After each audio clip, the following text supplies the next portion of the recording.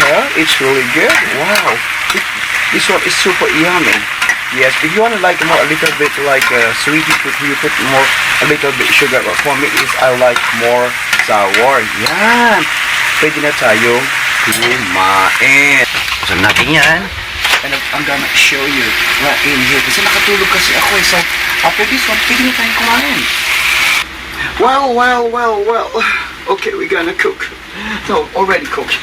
That's all we do is we're gonna put sa ating sizzling plate. Yes, at para kumain na tayo. This one, Jabber Couch, we always inspired, never expired. I feel like I'm not feel better for today, but it's okay. Nagawa pa na ko ng vlog. Never tired to share my stories. And of course, kailangan natin ng kanin. Itapin na lang natin dyan. And of course, ang ating Walang cowboy, may baril, walang bala, may bulsa, walang namam pera.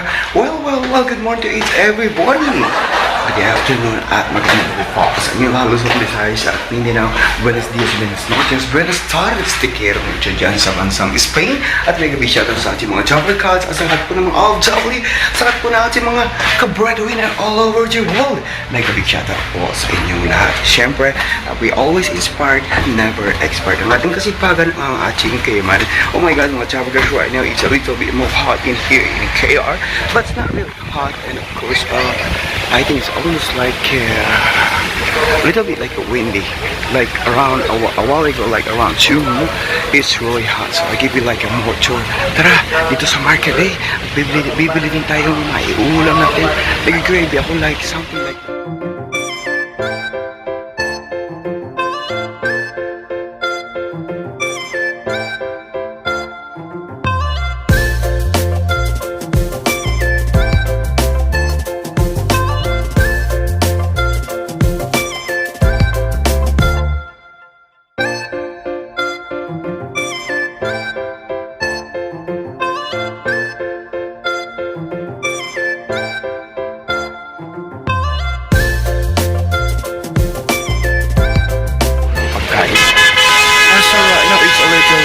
it's a little bit hot at saka mga Jabber Card is a little bit like busy pa. Ito yung kanilang mga fish right in here. Ito yung kanilang mga olive oils. And of course, hindi mawawala sa akin pa rin ang paborito yung mga corn dog. This is one like the trending corn dog. So, siyempre yung ating mga Jabber Card at ating mga anak, mga apo, mahilig din sila sa mga fried chicken. Meron din sila. So, me naman, I'm wondering to get something like to eat. Ito rin kayo mga preservative at mahilig ka sa kimchi at meron din sila. I think I'm gonna cook something like gizzard, like the gizzard na what you call that, the chicken. Siyempre, meron silang mani in here. Walang lang pinagkaiba ang merkado sa Pilipinas sa merkado in here. And of course, yung kanilang mga fish, seafoods, dahil mayaman sila in here. At kasi ang Korea is nakapalibot ng dagat yan. It's almost like 75% mountain and of course 25% lowland. So that's all we do is bibili tayo ng karne, something. Gagala muna ako at saka ililibot muna kita. Ito yung mga fish nila in here. Wow, ito yung salmon. Masarap pa yung sinigang yan. And of course in here meron sila mga badyo pa yuki. So iikot pa tayo ng konti. Oh, meron din silang tahong. Yes, some seafoods fresh and fresh from the ocean. Gee, wow, right in here, ang kanilang airfish. Wow, that's cute, mga octopus. Oh, it's really good. Ayun, si pare yung pirana, parang matanggalit na galit siya. So, ito yung kanilang mga authentic restaurant in here, the Korean. I went there before. So, ito yung kanilang authentic, like the old native Korean food. Ito yung mga sundae cook. Medyo like a half na. This all we do is ikot uli ako dito sa kabilang ibayo. I'm wondering, bibili ako ng chicken gizzard para maiba naman ang ating food, yung mumbrahin lang. I think is pwede natin gisahin ng konting like adobohin. And of course, I'm gonna put back this slim plate. So, it's all I'm gonna do.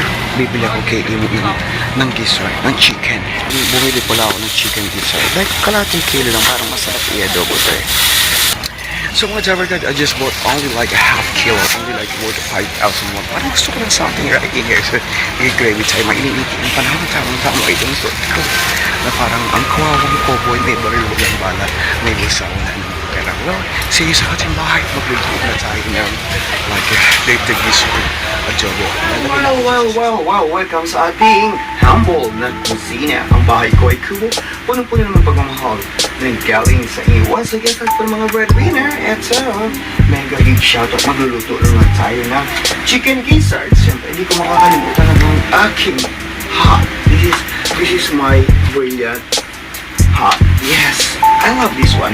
Parang kasi nasa Pilipinas pa. So wala tayong patumpik-tumpik pa dahil ito na ang moving code. So we're gonna cook the chicken gizzard. First of all is we're gonna wash ang ating chicken gizzard. But you know what, Jory guys, is nakamura ako because like in the market we can buy like in cheap prices. All we do is we're gonna wash ang ating chicken gizzard. Okay, while we wash it for a while is we're gonna cut the onion and garlic. Yes, alam mo ba ang onion and garlic, this one, ang garlic is gamot sa mga kukulang, gamot sa mga nag-uusok-usok. So just all we're gonna wash a little bit at asang atin ang golden right in here, of course, this one. Okay, we're gonna cut try to like it hot. Yes, course, ka bilang isang OFW, bilang isang anak ng nanay mo, and of course, laking tsuwa ng magulang mo nang isilang ka sa mundong ito. And of course, we're gonna put the cooking oil fresh from the farm. Madaling lutuin lang yan. Lagyan lang natin na cooking oil. Yes, cooking oil. Pag wala kasi mantika, hindi siya maluluto. Hindi siya mapipuluto. We need to a little bit low fire. Yan, kasalanan ko kasi. I-cover ko muna siya because hindi ko pa siya pinainit. Nakakasuwa na. But it's alright right now is I'm gonna cut this one. Ang ating onion. Alam mo ba, inadobo ko lang ito. Meron akong konting suka or something like a toyo. Pag wala kang toyo, it's okay lang. Meron lang siya konting like that suka. It's okay. And we're gonna put this one. Yes, igigisa lang natin siya. Like a simple hot pot cookie. Alam mo naman ang breadwinner, laging nagtitipid. Yan. Alright, and of course, pag spicy, you can put more pepper or you can put more like sealing labuyo. Well, ito na. Iwawas muna natin yan. Yes, I'm planning to cook all adobo lang. Ito. Hugasan muna natin yan. Ayan, daming binigay ni Imo. Wow, imagine that. Meron pa siya mga puso-puso. Wow, so, nakamura ako. Ang bait naman ni Imo. Yes, okay, we're gonna bite lang natin ng konti yan. And then, lalagay na natin ang ating hinugasan. Hugasan natin ng maigit ang ating garlic, chicken gizzard. Wow. At, siyempre papakuluan natin yung mga kong kaibigan. Yes, nadagdagan ko na. And of course, I think the rest one is ang gana. Napakarami. But well, it's okay. You make it like high fire. Yes, para malakas-lakas siya. At i-fire na lang natin siya ng konti. Ano nga siya ka-easy hot for cooking. And of course, meron akong caldera. Alright, laksan lang natin ang apoy. And of course, lagyan na natin ng konting tampulasa. Wow, okay. Asa na yung aking konting iodized salt and pepper.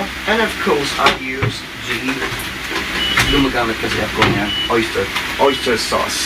Mawala yung aking tampulasa. Right in here. Okay, at suka. And of course, we're gonna put the vinegar, I think, later on. Yes, first, I'm gonna put a little bit like a salt. Yan. And lalagyan na natin yung pampalasa ko. Asan yung ating pampalasa? Well, but it's okay. Maya na. We put the oyster sauce at para lumambot siya. Alagyan na natin siya ng konting magic. Kung walang magic, wala kang sarap. And we're gonna put the pepper. Yes, pepper. Yan. It's easy like simple hot pot cooking. Yes, nakamura na ako. Plano ko ilagay na lahat kasi meron siyang puso at saka itong chicken gizzard. This one is like exotic food, diba? Siyempre, ang inyong likod, hindi lang bomba cream, hindi lang pang star margarine. Yes, hindi lang pang antioxidant, hindi lang pang anti-deodorant. And of course, pang chef and half. Saka palambutan tayo, takpan tayo. Mas manyamay ni pachekihan tayo 7 but it's alright. Look at that. It was amazing. And of course, takpan tayo pa. I'm planning to put all this one is, kasi na yung karakalagin niya eh. So, later on is magluto na ako ng bitak. So, inggawan sa is pakuluan te. Alam akong laurel eh, but it's alright. No matter what happened, we gonna boil this. Oh, OMG, I fall asleep. At least, nawala ako ng gas. Nawala yung gas ko ng, dito sa may, like, the maliit na gas range. All we do right now is, pwede tayong kumain. And of course, we're gonna put the little bit, like, vinegar. And of course, I'm gonna put more, like, onion, kasi I love like, more onion. Yeah, it's really good. At pwede tayong kumain, mga kaibigan. Hinihit ko na ang aking kanin. And of course, lalagyan ko ng counting bell pepper. Yeah, it's really good. Nakailip kasi ako eh. Kasi this one is like, you need to be more cooked or more tender. And then, I'm gonna show you. Alright, the fillings. Ito na the fillings daw. Oh. And of course, right in here, it's really good. Wow. This one is super yummy. Yes, if you want to like more, a little bit like sweet, you put more, a little bit sugar. But for me, is I like more sour. Yan. Pwede na tayo kumain. Kusan natin yan. And I'm gonna show you right in here. Kasi nakatulog kasi ako eh. So, after this one, pwede na tayong kumain. Well. Okay, we're gonna cook. So, already cooked. Just all we do is, we're gonna put sa ating sizzling plate. Yes, at para kumain na tayo. This one, never counts, we always inspired, never expired. I feel like, I'm not feel better for today, but it's okay. Gagawa pa rin ako ng vlog. Never tired to share my stories. And of course, kailangan natin ng kanin. Itapis na lang natin dyan. And of course, ang ating sizzling gizzard with rice. Ang kapaso, this all we do is we're gonna eat. Kukuha ka dito. And of course, ito, after this one, is gagawa pa rin akong vlog sa ating Facebook page. Yes, you can follow me on my Facebook page. At nakalasapin salamat kaya kayo. Kanyaman na, Ben, eh. Ano itong lutong niya? Ang kanyaman. Sizzling chicken gizzard at saka with rice. Nukri ka pa. Salamat. And this show, Korean Angel never tried to share my story. Ang aking kusina, puno na po ng mga nanggaling sa inyo. Kung wala siya, wala ako dito. Maraming salamat po ako sa inyo lahat. Bye-bye. Sa mga breadwinner, make a big shout out.